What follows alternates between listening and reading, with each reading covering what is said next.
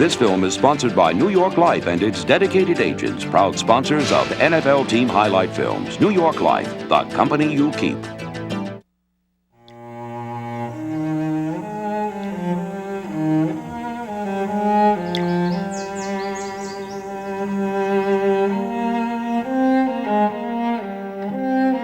There is a mystical place located in northern Wisconsin, a town where a team and a community have come together for over 75 years to share a special bond, rich in tradition, built on pride, fueled by a passion. We need everybody today. Every single person on this team. We got to kick some tail. It comes from the heart, baby. It comes from the heart. You want this in every time. This is what it's all about, guys.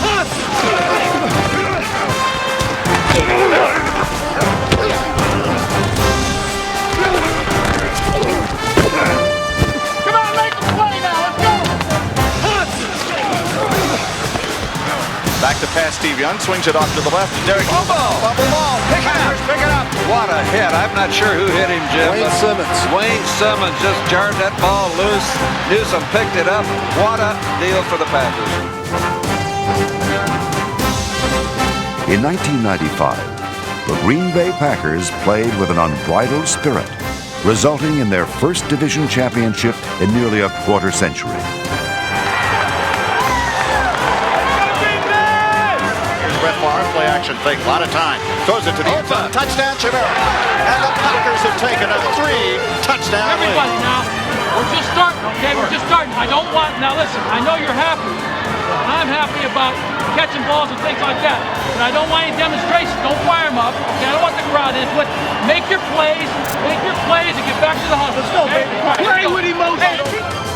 Head coach Mike Holmgren's Packers seized the moment in the playoffs, dethroning the defending Super Bowl champion 49ers, earning the right to play in the NFC Championship game for the first time in 28 years. Can hear a pin drop in this stadium, Jim. This team is red hot. That was a great football team you played and you won. On the road. Okay? Now, hey, is our work done? No. It's not done. It's not done. And there's only one way to play football. How is it? Led by quarterback Brett Favre, the Packers played with a heightened togetherness and a sense of purpose in 1995. Got a man upfield. Wide open. Brooks in the 40. 35-30. He's going to go. Rolls on the run. Fires upfield. Chimera. Touchdown.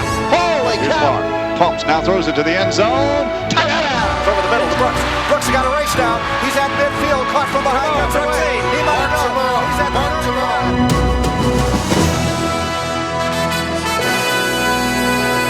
Then it is down to the 10, to the 5. Green Bay's all-for-one and one-for-all attitude was apparent throughout the entire season. A season rich in tradition, built on pride, fueled by a passion.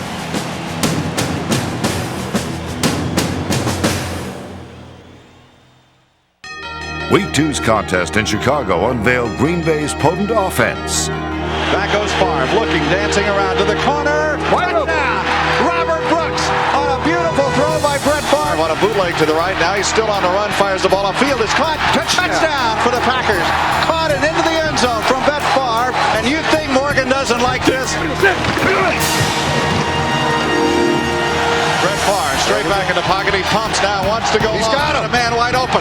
Here it's caught at the 35, the 40, 45, 50. He's going to go for the touchdown. He's going to go. Robert Brooks will go 97 yards for the Green Bay Packers and a touchdown. It may officially be 98. Robert Brooks' 99-yard scoring reception was the first ever by a Packer receiver, tying an NFL record and helped ignite Green Bay's explosive defense.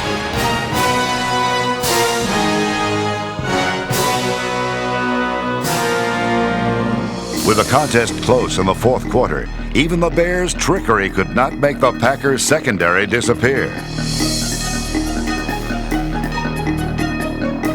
Standout safety Leroy Butler's interception helped solidify the Packers' first win of the season, providing momentum for Week 3's showdown at Lambeau Field, where the Packers played host to the New York Giants.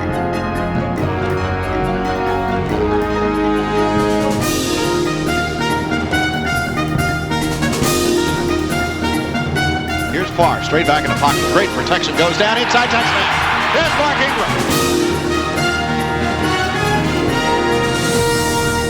Here's a play-action fake by Favre. He wants to go to the end zone. He's got a man, Brooks, and it's touchdown on a deflection. Brooks makes the catch. The ball deflected off the hands of Phil Sparks. In Week 4, quarterback Brett Favre helped continue the Packers' winning ways, matching a league record with 2 or more touchdown passes in 12 straight games. That goes Favre rolling to the right, fires to the end zone, touchdown. And the Packers have scored. The Packers overwhelmed the Jacksonville Jaguars offensive unit, limiting the expansion squad to 0 first downs in the first half. Led by Reggie White, Sean Jones, John Yurkovich, Darius Holland, and Gabe Wilkins, the Packers finished Week 4 with the #1 defense in the NFL.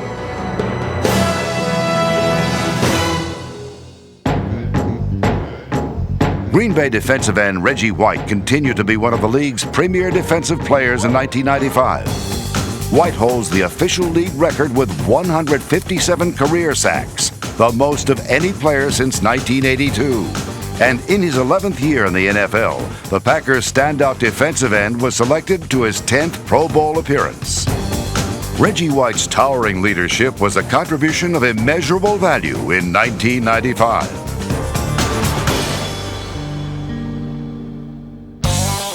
Fellow bookend number 96, Sean Jones, was a season-long force, leading all defensive linemen with 51 tackles in 1995. Jones consistently created havoc with both his pass rushing skills and his strong play against the run. Number 93, Gilbert Brown, also gave the Packers' run defense a boost, while number 53, George Kuntz, and number 55, Fred Strickland, provided firepower from the linebacker position. Matt Labate proved his worth late in the season as Green Bay's defense held opponents to 16.3 points per game in the final 6 contests of the regular season. Much of Green Bay's defensive success was a direct result of an aggressive, freewheeling secondary.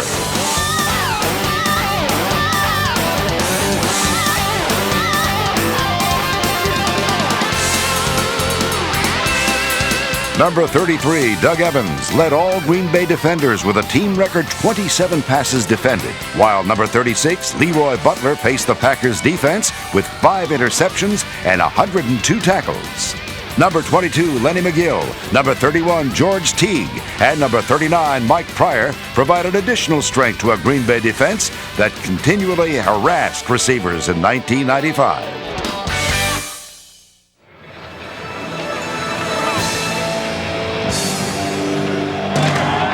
In Week 7, the Packers returned to a Lambeau Field capacity crowd to host their division rivals, the Detroit Lions. Take handoff by Brett Favre, flips it off to the right side, touchdown, Dorsey Levitt.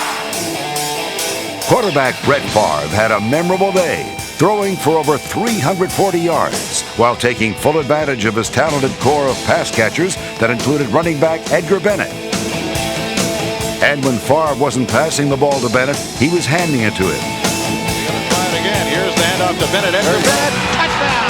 He walked the time into the end zone and has the touchdown for the Packers. That was sweet because you're sitting there and you, Thanks, Joe. and you juked him and then went back. I'm like, Let's keep it up. You a trip, boy. I'm telling you what it is. Let's get some sacks, huh, kid? I gotta get 8.5 career. You got 151. All right?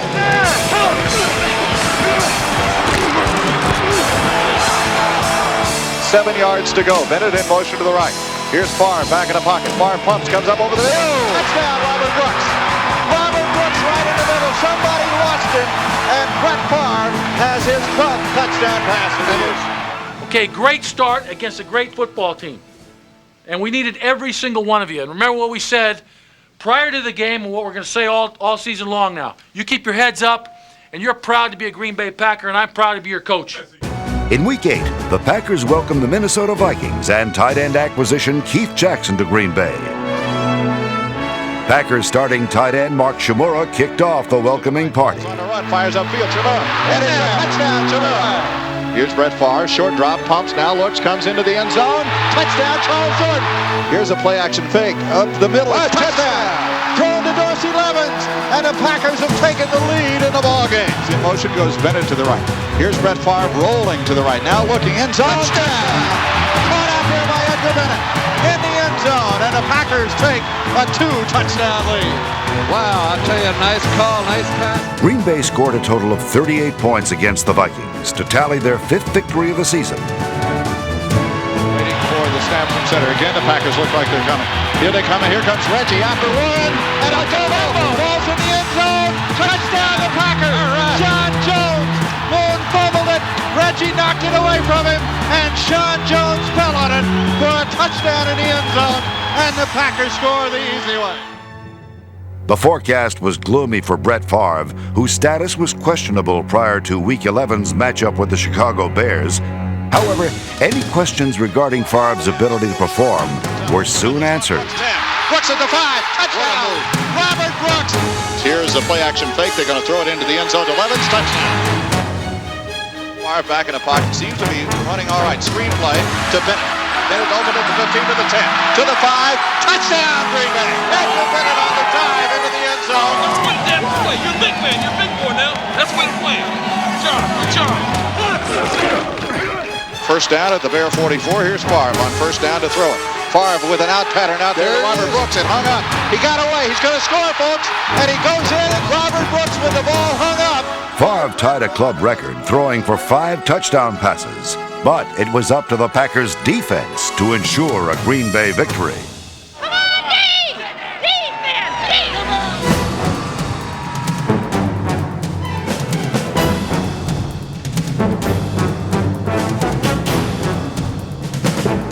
Consistent with the black and blue division, the Packers and Bears fought gallantly, and in the end, it was the Packers that emerged victorious.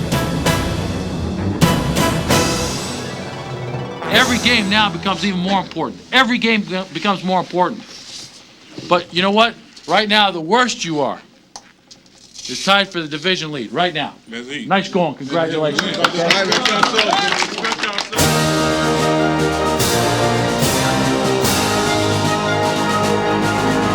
In Week 12, the Packers helped themselves to sole possession of first place in the NFC's Central Division, thanks to the veteran leadership of Reggie White and All-Pro triggerman Brett Favre. Here's a play-action fake. Favre steps inside that fake, throws to Leonard. Touchdown! Here's Brett Favre, play-action fake, throws it off to the left side. It is a touchdown to Chamorro. Here's Favre rolling to the right. Favre looking. He's going to run it in. He's going to run it in. Touchdown, Brett Favre! Favre runs it into the right corner, and the Packers get a big score on the play. 1995 was a record-breaking season for quarterback Brett Favre. The maturing Pro Bowl quarterback threw for a club record 38 touchdowns and became the third passer in team history to surpass 4,000 yards in a season while capturing the NFL's most valuable player honor. Favre rolls to that right side. He's open. Looks back to the left. Comes up over the middle. Touchdown, Brooks. Rolls to the right in trouble. Comes over the middle. Touchdown. Brett Favre on a 2nd and 5. A lot of time. Now it breaks down over the middle. There it is. Touchdown. Favre had the most 300-yard games in a season by a Packer quarterback and is now the 4th-ranked passer in NFL history. Touchdown for Brett Favre.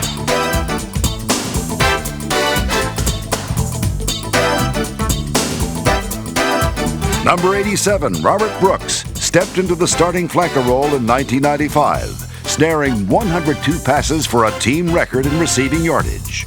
Brooks also broke the Packers' record for most 100-yard receiving days in a season with 9, much to the fans' delight. Number 81, Anthony Morgan. Number 86, rookie Antonio Freeman. Number 85, Terry Mickens. And number 80, Charles Jordan, were all valuable weapons in Mike Holmgren's arsenal of receivers. Number 89, Pro Bowl tight end Mark Shimura established career highs in receptions, yards receiving, and touchdowns. Chamorro grabs it and rolls into the Number 34, Edgar Bennett, rushed for over 1,000 yards in 1995, the first Packer to do so in 17 years. touchdown, Green Bay.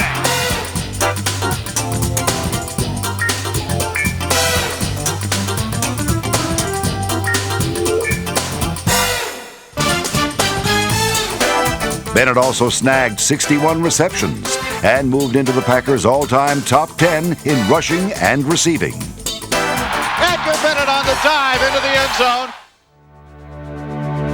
Here's Brett Favre, looks to the right, now looks left, now comes over the middle, touchdown Ingram. Comes up over the middle, touchdown Brooks. Brooks came a circle route all the way around, and Favre has thrown a third touchdown pass of the day. In Week 13, the Packers routed the Tampa Bay Buccaneers, limiting Bucs running back Eric Rett to -1 yard rushing, as Green Bay's swarming defense helped the Packers register their 8th victory of the season, taking them one step closer to the playoffs.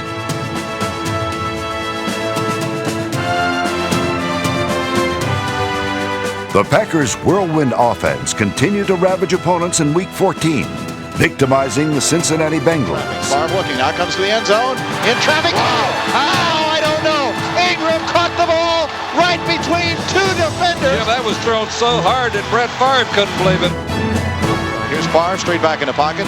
Nobody after him. Now he throws a screen to Bennett. Bennett's got the 10. Bennett's got the 5. Bennett's got a touchdown.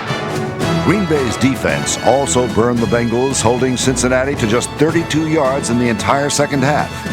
However, all celebrating was suddenly rendered premature when the high hopes of postseason play were unexpectedly put in jeopardy.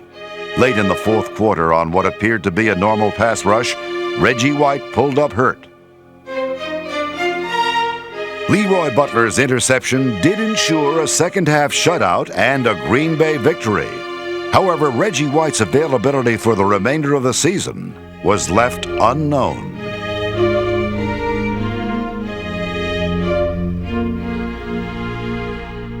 Reggie! The Packers' devout hopes of Reggie White's return came true in Week 16's walloping of the New Orleans Saints.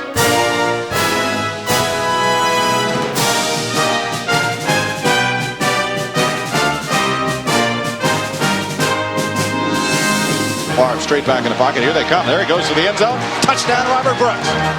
The ball goes towards the end zone. Touchdown, Anthony Morgan. A bullet by Brett Favre. Back to throw. Got some time. Going to the end zone. Robert Brooks. Touchdown easily. Robert Brooks just beat the corner on the right side and walked it into the end zone. Green Bay's victory clinched the wild card berth, setting up an opportunity to capture their first NFC Central Division title since 1972. Hey, congratulations on number 10. Thank you. Thank you. We're in the playoffs, man. We're in the playoffs. Okay, but it's just one more step. Next week, we're going for the division. That's the next step. In a game that would see durable Harry Galbraith extend his starting streak to 100 straight games, the Packers returned to Lambeau Field with the NFC Central Division title on the line. From about the 3 and takes it into the end zone for the touchdown. And Brett rolling to the right. He's going to run it into the end zone. Oh, he threw it. Touchdown, Chicago. Arm on a 2nd and 5. A lot of time. Now it breaks down over the middle. There it is. Touchdown. Into the end zone. Robert Brooks again. And the Packers get a big score on a bullet thrown by Brett Favre. I don't know how you can get that open, Jim. In the game's final seconds, the NFC Central Division title would come down to one play. Their leading receiver. Somebody's watching over us today. He was too wide open for Dick Benzone good. The Packers finished the season with an 11-5 record, their best season-end winning percentage since 1967, and their most wins since 1966. For the first time in 23 years, the Packers claim the crown of champions of their division.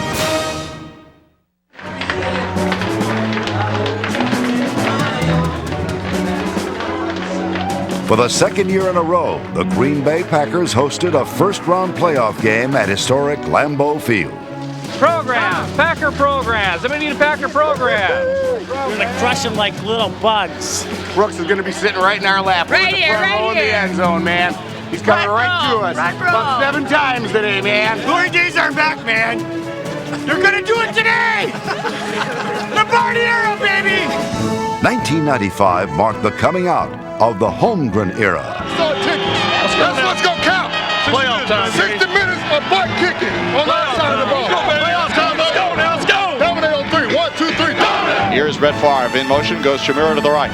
Favre looks, hands it up the middle. Edgar Bennett. Bennett's got it. Edgar Bennett. He took it up the middle, and Edgar Bennett finds the end zone. I'll tell you, a great run by Edgar, and he's got half the team jumping into the... Behind the offensive line of Rutgers, Taylor, Winters, Timmerman, and Dotson, Brett Favre staged another outstanding performance. Pumping, goes to the end zone, touchdown. Look at that, wide open was Robert Brooks, and he's in the end zone again. And up in the stands, and the Packers take the lead. Packers and their fans celebrated a season of success, a season rooted in a simple theme: one for all and all for one. We gotta put him down now. Let's go. We gotta put him down. Hey, DBs. Hey, DBs. We have a little trouble putting him down, all right? So just stay on your guy, okay? We'd rather let that run if anything. Stay on your guy. We're trying to get him down, all right? He's getting good pressure on him. He's rolling out. We gotta get him down. We'll get him down.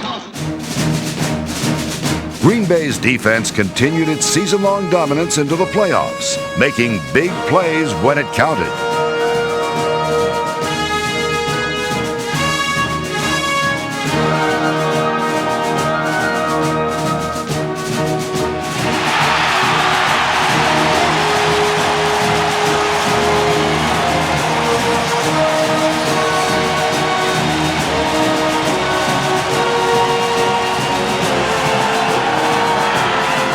With Green Bay's defense firing on all cylinders, league MVP Brett Favre connected with Dorsey Levens for one of the All-Pro quarterback's 3 scoring strikes of the day.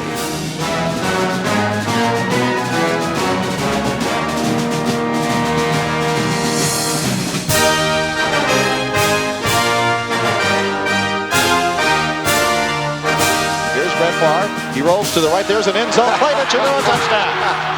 Packers punter Craig Henrick had a solid season, dumping 26 punts inside the 20-yard line for a Green Bay record, allowing fellow special teamers Wilson, Crawford, Thompson, and Jervey to pace the unit in tackles. Place kicker Chris Jackie became only the 3rd player in Packer history to score over 700 points in a career. Against Atlanta, Green Bay's special teams continued to perform at a heightened level of play. Good snap. Here's the kick by Dan Straczynski, and it is a high floater, and Antonio Freeman's going to catch it at the 25. Looks to the right, get the corner. He does. To the 30, 35, to the 40, 45, 50, down the sideline, and maybe he's gone, folks. He's out in the open, and Antonio Freeman has a touchdown, and there are no flags out on the field. We knew it was going to happen, Jim. Just a matter of time. That time, Freeman, a great move at the sidelines, and once he was loose, you don't catch Freeman.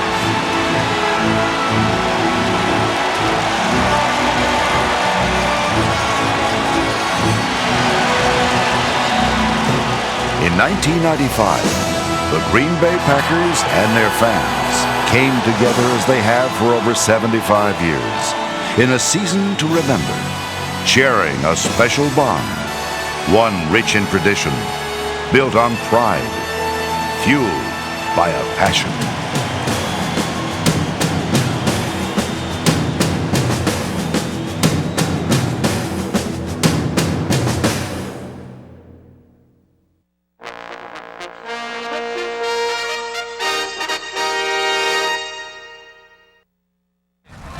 When the Packers hired Dan Devine in 1971, he faced the staggering task of rebuilding a crumbling dynasty while facing constant comparisons with the NFL's most revered coaching icon. And he had a tough job. He really did. I mean, would you want to come into that situation, you know, not too far behind Vince Lombardi? I mean, it was a very tough situation for him. And that first year, 4-8-2, oh, man. I mean, they were crying for Vince to come back from the grave. It was really tough. Those are big, big footsteps to follow. Devine's debut was a portent of troubling times to come. In his very first game, a Packer defeat, injury was added to insult during a freak sideline collision. Actually, the contact made wasn't very great at all. I guess I was just interested in the game, but I did realize, you know, I had a broken leg. I've been coping with things all my life, so this was just another little hurdle to climb over. But it was tough. Devine and the Pack hobbled through a rough maiden season, But in 1972, Green Bay stormed to the NFC Central Division title. I remember we had a running game that was just second to none. We now had John Brockington, MacArthur Lane, a good offensive line, a pretty fair defense. We had a good club, and I think that's why we ran through the Central Division, and I mean literally ran through the Central Division. One of my most pleasant moments in my career as a coach was the '72 Packer team, and the team was almost like you'd say a college team in that it was young and very up about things. And played that way. I mean, we thought we'd come back the next year and just, whip tail, but we were 5-7-2 the next year, 73, went back down in the dumper. I mean, we got up to a good start, but it just didn't happen. I don't know what happened. We just fell apart again. We just fell apart. Amid increasingly hostile fan reaction, the slide continued in 1974. Even so, Devine still had his team in contention heading into December. We had to win one of our last 3 games of the season to be in the playoffs. And unfortunately, we lost all 3. One game in particular I remember was we were playing Philadelphia. Our offense is giving away 16 points, and I hadn't got on the field yet. Just something was out of place. I don't know exactly what it was. Maybe it was just some internal problems as far as the coaching staff may have been. I'm not sure, but I know at times I even thought possibly, like Watergate or something. There was something there that maybe we didn't all know about. What did become public was the tirade of abuse leveled not only at Devine, but at his wife and children as well. And the fans, they were brutal. They attacked his wife verbally. I mean, in the newspaper, the people who wrote the articles attacked him. There's rumors that they attacked his dog. The best I can deduce is there were 2 dogs that were killed. One of his, I think he had like 5 dogs. One of them was killed, I understand, when it left his yard and got into him. Trespassed, I guess you'd say, into somebody else's yard, a neighbor's yard, and the neighbor shot it. Dan also told me that that somebody came into his yard and shot a dog, presumably another dog. Caught in the middle of this ugly situation was retired Packers quarterback legend Bart Starr. I think it was a game plan orchestrated by people outside the organization who wanted to see Bart Starr become head coach of the Green Bay Packers, which he subsequently did. He replaced Dan, and I think because of the machinations behind that program, I think that the executive committee of the Green Bay Packers had very little else they could do but name Bart Starr head coach. There are some people who think I blamed other folks, and if I did, I was wrong. Ole Olenicek had lined up enough votes on the board of directors for me to stay at Green Bay. So I didn't have to leave Green Bay. It just wasn't going to work out. I could see it wasn't going to work out. Not in the least am I vindictive about anything, but I do fester about a situation that I wasn't able to handle. I didn't get it turned like I wanted to. Despite later success at Notre Dame, Devine's Packer experience remains a painful memory. I'm kind of sorry for Coach Devine. Sorry that he had to follow so closely on the footsteps of Coach Lombardi. Sorry that he got the rude awakening that he did in Green Bay, and sorry that he was forced into moving back into the college ranks. I think he would have been a good professional football coach had he been allowed the time